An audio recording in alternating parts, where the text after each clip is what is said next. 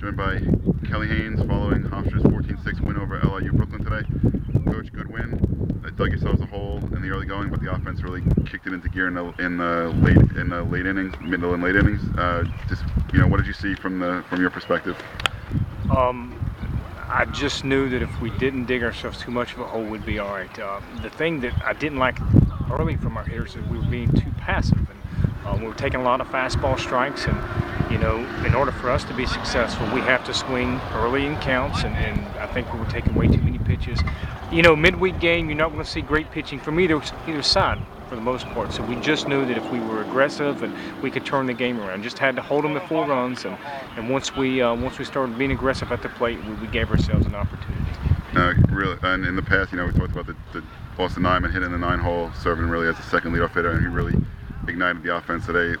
All the rallies started with him getting on base to start the inning. How big of a lift was that for him to get on base like that? Well, it's huge. He's a dirt bag and he's a table setter, and I know this, we're a lot better off when he's cooking at the plate. He gives us so much. He gives us energy. He gives us the running game. He gives us the presence of a running game.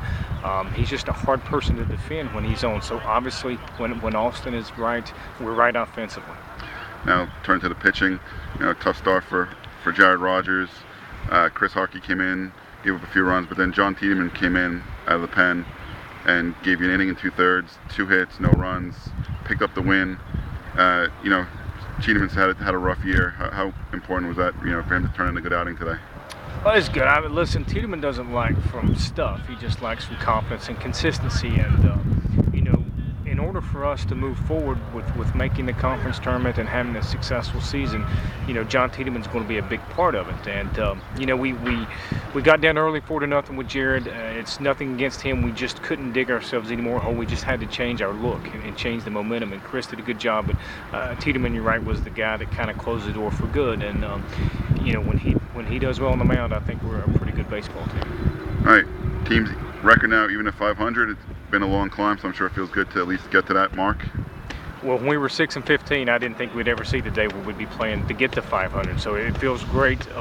We still have a lot of baseball to play. We have a lot of tough teams left on our schedule. So we're going to enjoy this win today, get to 500, but then just move forward and see how far we can take this thing. And moving forward with a home game tomorrow against Malloy, so looking for a chance to go over 500 tomorrow. Thanks a lot, Coach. Thank you.